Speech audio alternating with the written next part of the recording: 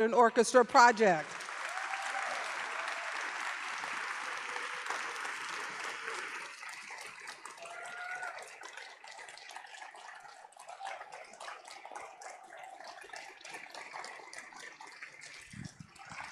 Are you coming up on stage with us?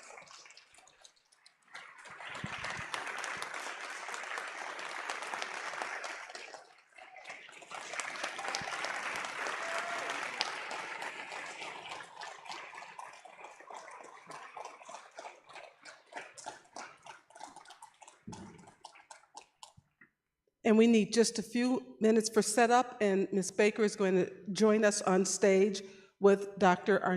Douglas Arnell Williams and Michael Phillips. One moment, please.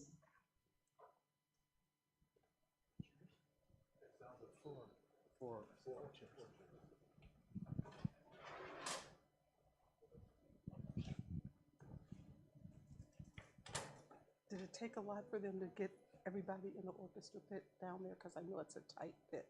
No, it wasn't too bad. Oh, it wasn't too bad. How many pieces did they have this time?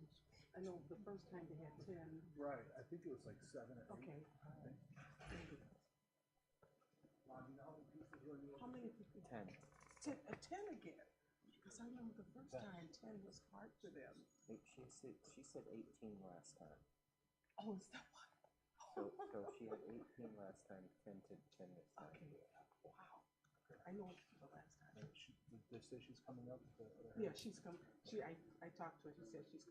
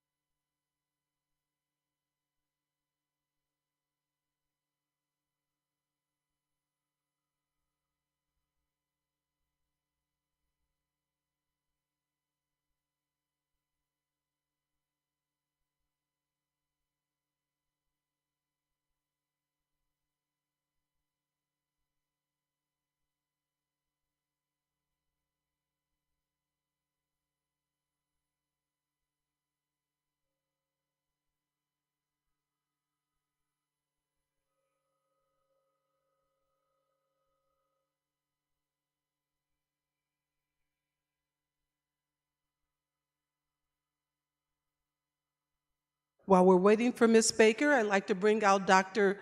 Douglas Arnell Williams and Michael Phillips.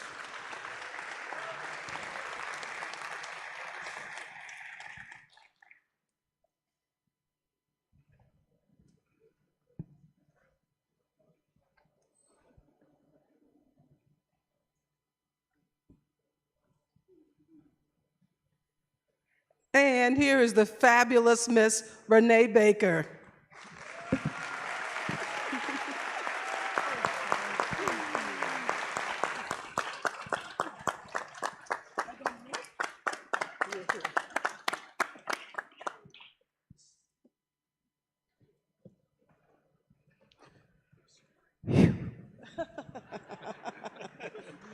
I don't know if you're tired, but I am. We are going to let you catch your breath first. Nope. And that, I'm good. oh, you're good? I'm good. Okay. Tell us how this came about. Wow. Well, there's only been one other screening that we've done of the Siren of the Tropics, and that was at Symphony Center in Chicago. The Chicago Symphony asked me to do it, so I did. But this was even more special, bringing it here. And I tried a concept with it that I had not tried before. Because of social distancing and the world's tiniest pit, the last time that we came here, I think we squeezed 18 people into that pit. Wow. With the equipment and everything, but because of social distancing, we decided to only bring 10. And then in making that decision about what the 10 was going to be, I'm known for doing large orchestras, generally up to about 50. So I didn't want the product to suffer. So I recorded a score that coordinated with what we were doing in the pit. So what I wanted to give you was the effect of surround sound, just sound coming from all over the place. And I think they did a great job because they didn't know what I was doing either.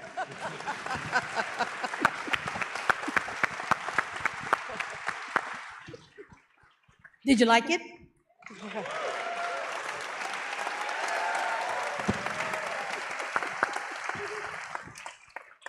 And we have a lot to unpack here because I can tell you, I can remember Josephine Baker her life went through many incarnations. I remember there was a time when people thought she was hypersexualized in the dances that she did. She became the toast of Paris. She's from St. Louis. Then people realized when she came back, she was very involved in the civil rights movement, in the history of and the scene that made me tear up here is seeing her with all those little children, because in her life, she adopted so many children and gave them life, and they're descendants of Josephine Baker's. She's actually, even though she was inducted in the French Pantheon, she's actually still buried in Monaco, where Princess Grace gave her a home in Monaco. So I'd like you, Douglas, to talk about sort of the history of sort of the Siren of the Tropics, Josephine Baker, or whichever direction. Yeah, I mean, it was great to be a part of this because it made me go back and look at Josephine Baker. I mean, I had an idea of her in my imagination. We know the banana dress, we know the toplessness of the French culture, but and the challenges of being a representation on film and cinema as African American. You think this is the roaring 20s. She's barely 20. I mean, she's in another country. Her French is probably better than mine at that time, which is not to say much. And so she's relying on others to carry some of the weight, but she is very much so present when you watch the film. I mean, she's returning the gaze, she's looking back at the audience. It's not, she's not in a sort of weakened position. She is, some would say, a rise from the rags to riches, but in this case, it's sort of moving from the rural to the urban, in a sense. And she has, it reflects her life, as you mentioned, Chaz. It's really about, I think the writers were aware of that and trying to build on it. But she had been working for years in what you would call almost a chitlin circuit, the variety shows, and she started as a dancer. But obviously you can see her comedic genius because that was a part of the act. Yes, I mean, you were pulling from everything. I mean, she was, and watching this and studying, I said, this woman was a fireball. I mean, she's compared even today, when you look at some of the scholarship, to Beyonce. Diana Ross talks about being influenced, the singer for many of the golden James Bond films, being influenced by Josephine Baker. I mean, she was really incredible. The one thing I want to say, though, about Josephine Baker is we have a very, very narrow picture of her because history has kind of just said, well, you know, this is what she was most famous for. So that's all we want you to know. But don't think that she landed in Europe and just became the toast of the town overnight. She had to deal with some of the same racial, socioeconomic issues and things being thought of as ugly in America. And it was the same thing when she got abroad, but she had to make herself, she had to own and affirm and sustain her identity as a person of color and to do what came to her naturally and take pride in it. And that's a very hard thing for any of us to do, especially women of color. I mean, how many Black women are sitting around scoring silent films? What I hear you laughing. Wait a minute, who besides you, Renee Baker? The thing is, these are historical documents. They're entertainment, they enlighten us, they educate us, they do all of that. But at the bottom of it, they're history books, and there's somebody's vision.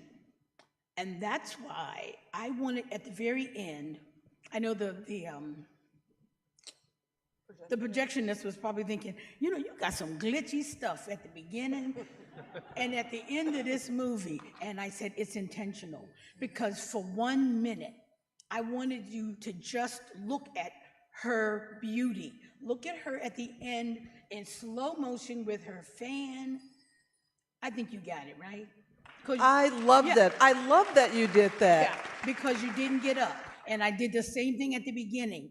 It was her face. I just wanted you to identify with her, not watch her butt, not watch the banana leaves, none of that. Just focus in on a woman who thought she was ugly when she left here. She was gorgeous, and everything about her.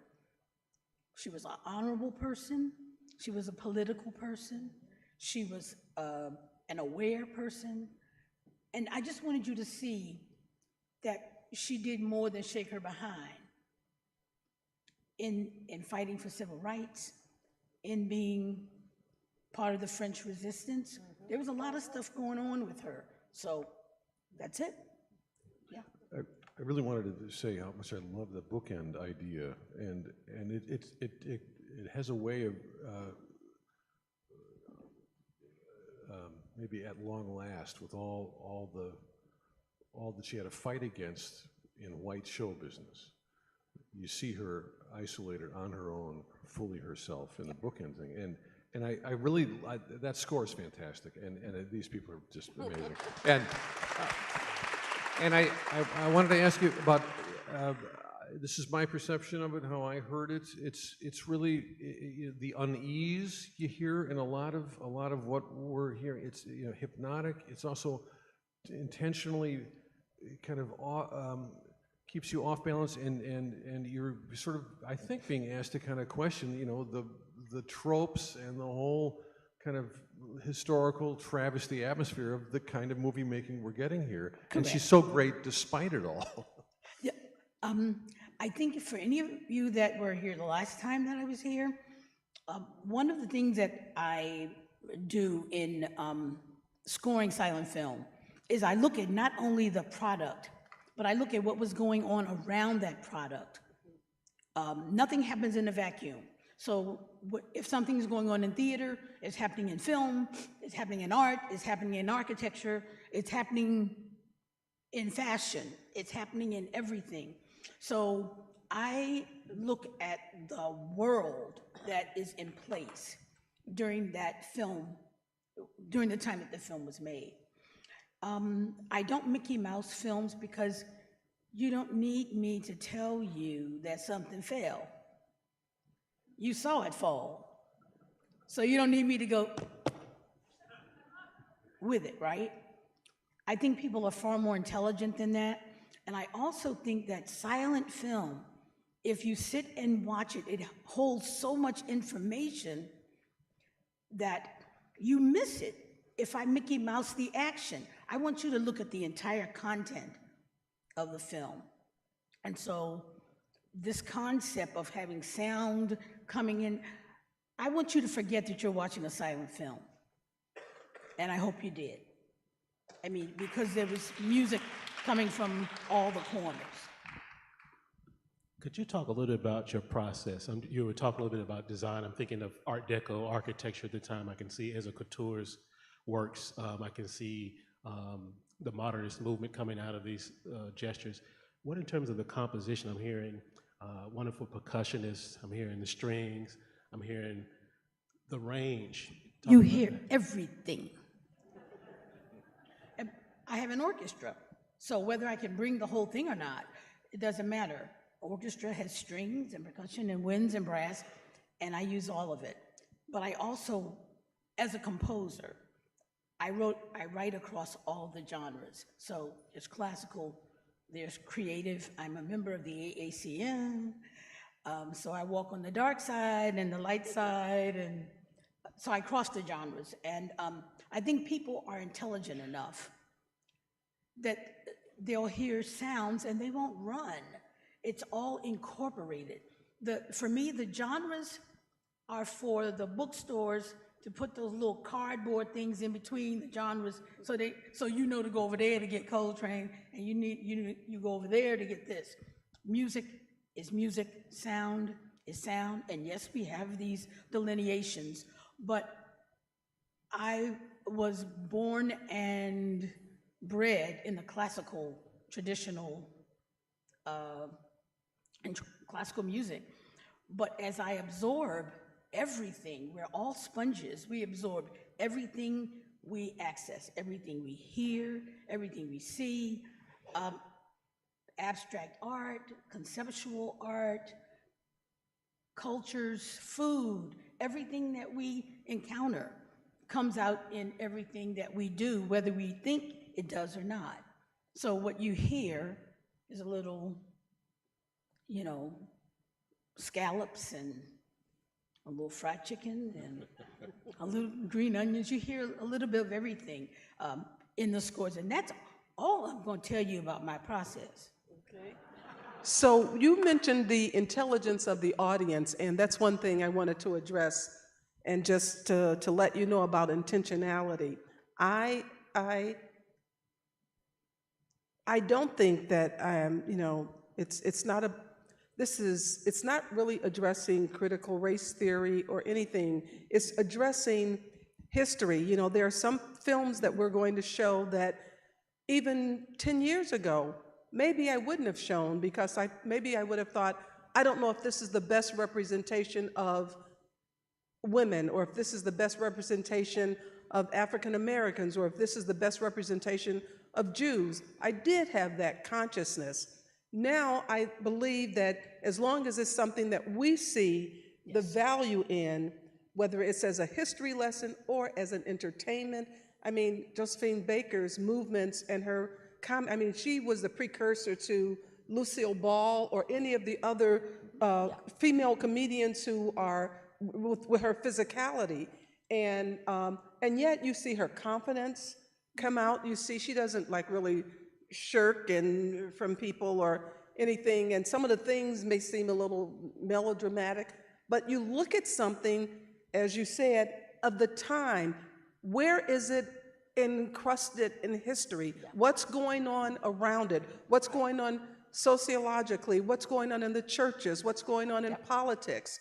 And what's going on in the entertainment community? And you want to see and honor that, but you also know it, and you study it, and you have people to unpack it for you. So even last night, before Ghost World, we actually had a discussion about whether to present Gilbert Gottfried's reading from the Nazi newspaper, a review of Ghost World. And we knew that there were going to be some, slurred language. But Terry Zwigoff, we made a decision, okay, if we play this, you have to stand on stage with it to show that you are also behind it, and you're laughing, and you thought it was very funny, and he loved it. So there are going to be things that we do here because we respect your intelligence, and we know that you know that we would never intentionally present anything that we think is just so offensive or so unapologetically offensive. So that's all I'm going to say about that.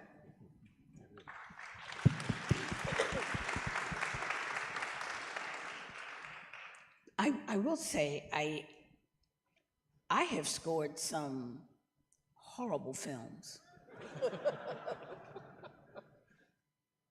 Horrible films. But I wanted to see the film, and I wanted to see it with my music on it. So I scored it. So I think the world's worst movie, though we have to give him credit for his film techniques, is Birth of a Nation. Now, I scored that movie in 2016, and I can tell you, I made people sit through the whole 3 hours and 13 minutes. I didn't cut not one thing out of it. I don't believe in this. Josephine Baker picture is the only picture that I ever took scenes out of and stretched. I don't believe in messing with other people's art. But we know D.W.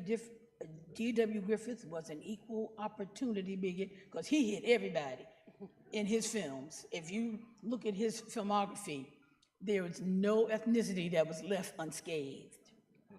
But it's history. Yes, it's racist. And yes, there were lots of racists at that time. And there's lots of racists now. But I wanted people to see that movie in today's context. You're still going to take offense at it. I mean, I don't like being portrayed as a pickaninny. But he was a brilliant filmmaker. And it's history. So. And I want to see it one day, but I don't know if we're going to show it at Ebertfest. Oh, no. But I do want to see it. Well, that might be the end of your festival. And I'd hate to be the one to end it. So.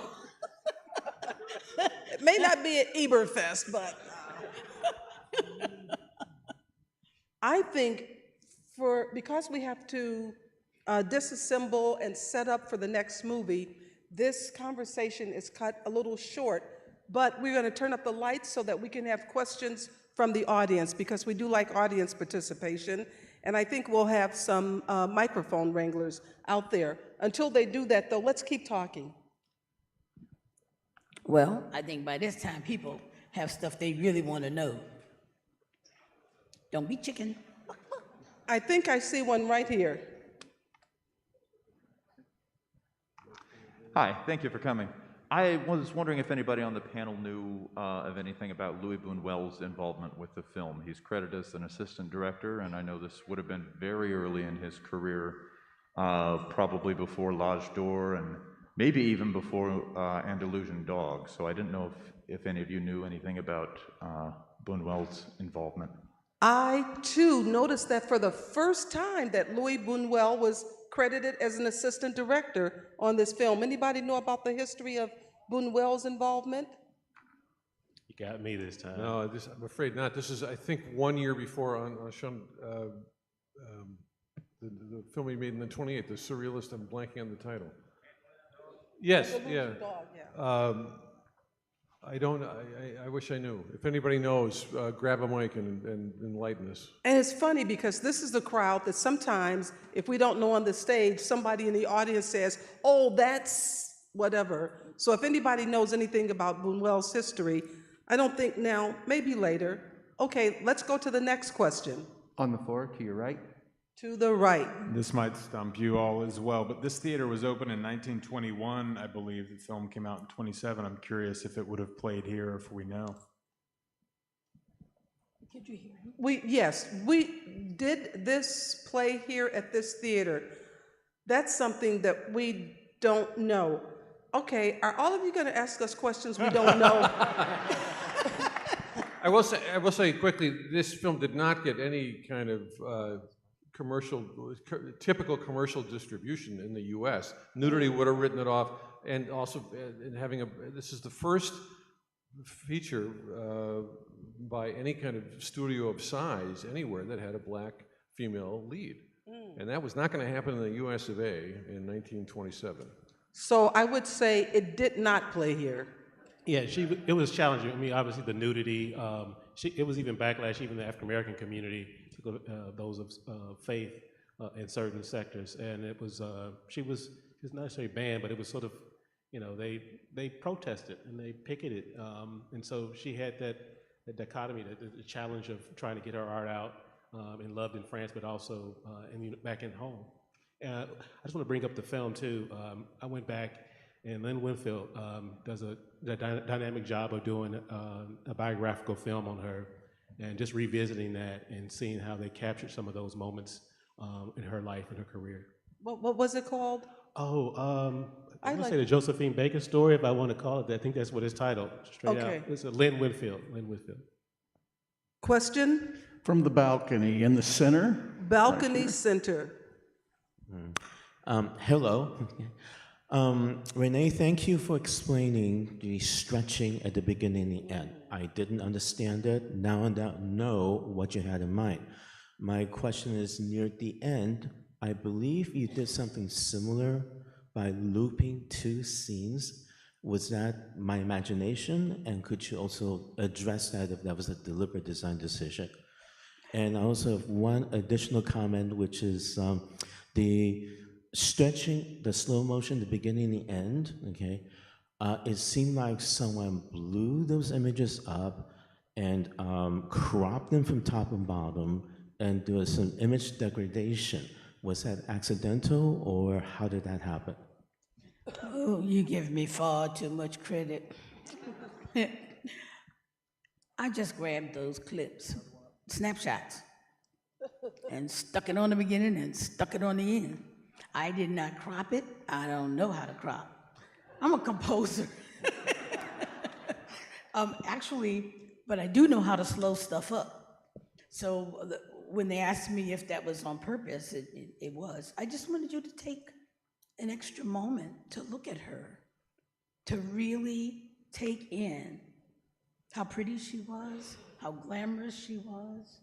Just, you know, with American cinema, and we know this is French cinema, American cinema, we're used to stories wrapping up. You got 53 minutes to get me from the beginning to the end, and I want to be happy at the end. But with this film, there wasn't really a happy ending with this. She didn't get the dude, she didn't get the man she wanted, she ended up with a job kind of like as a nanny. I don't see that as happy. And she ended up, you know, kind of working vaudeville. Maybe that was her dream, maybe it wasn't. It wouldn't have been my dream, but it was authentic. It was her story. It was how her real life kind of ended up. So entertainment imitated life. So thank you for that very technical question, but that's it. It was just a snapshot. Did you ask me something about the score? Okay.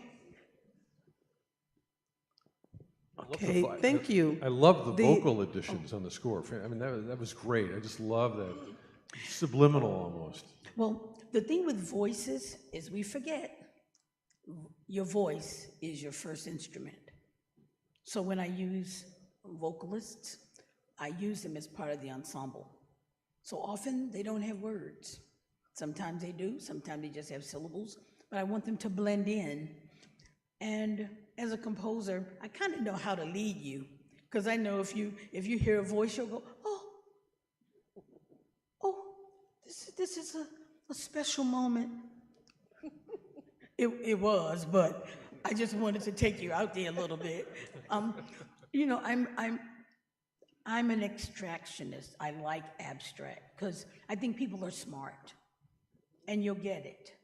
If you can get Picasso putting two eyes on the bottom of a butt, you can understand why I would use a voice or a sound effect or an electric trombone. Or did you guys catch the applause and the Oh yes. yeah. Oh yes. But you've almost forgot probably for a minute that you were watching a silent film, because that kind of thing always kind of throws people, because you see it, but you don't expect to hear it. And so for that reason, I can do my scores any way I want, because I know you're not really expecting anything in particular. So I give you the experience that I want you to have. Yep. Thank you. You know something about sound. I get sort of kind of obsessed with sound and sound waves and and notes and voices, and that's why people probably think it's, when they take the microphone to speak, I ask them, I say, what is your name? Identify yourself, because there's something about saying your own name that puts you in a different state. And people may not be aware of that. It's very subtle. And it centers you and prepares you for the question that you're going to ask. So it's not for nothing that I ask you to do that. And sometimes I have people identify their first name and their second name, because the sound of that and even the vibrations that it emits does something differently for you. You may not be aware of that, but sometimes if you're in a situation and you're anxious or you're happy or you're unsettled, say your name. Okay. First aisle to your left on the floor. Hi, I am John. Not speaking of sound, I really like the font of the intertitles. Is anybody up there able to talk about how that was chosen back then, if they just went with what they went with? Because that font happened to really, it seemed to fit with the film. Nope. Michael or Doug, either of you know about the font? I have no idea. I did like the fonts too. I use Photoshop, so I know, and I use fonts for different design projects. Some of those, I think one was Papyrus or some other different ones. You may know of those too. But no, I don't have any record of what fonts they chose in 1927 or thereabouts. We have in the previous festivals, we did have someone speak about the fonts that were used. I don't remember what they said, but since we don't have a definitive answer, let's just move on. Okay. I did want to say one thing, though. The gentleman that asked about the one technical question, I do know how to clear up intertitles so that I can change the lighting so that you can read it. Yeah, I don't do anything else to it. I never, well, no. Some Russian films, when I've tried to I had to translate them because there were no English translations.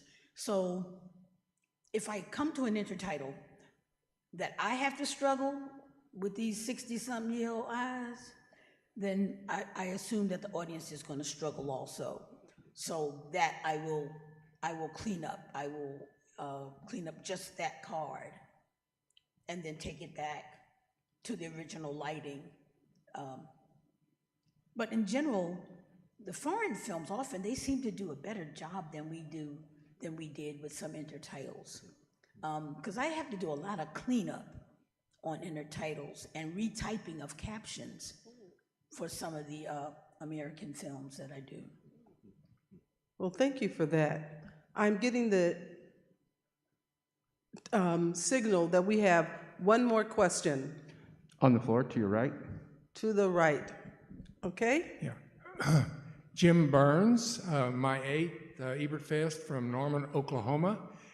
And first off, thank you so much for the amazing energy you added to that amazing dance scene at the end. That was amazing. That was amazing. My question is, if coming here next time, what might you like to bring to Ebertfest and why? Another movie you might recommend in the future and why?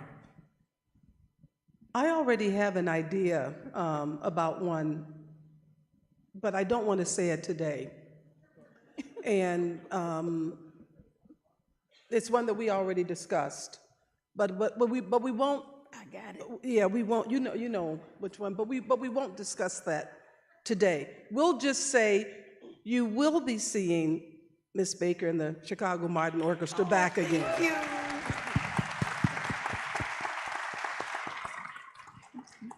I will say one thing. I never anticipate being asked back anywhere. I just want to do the best job I can that time.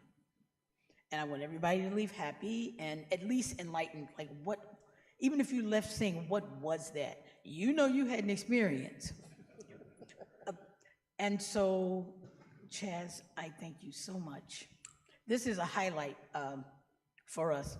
You know, to ask musicians to get up and drive here and be here at 7:30 a.m. Thank you so much. I know it's a sacrifice. Thank you. Thank you. You don't know, it took a lot for them to be here this morning. Thank you so much. You're welcome. You're welcome. Thank you. I'll get your water. Ugh.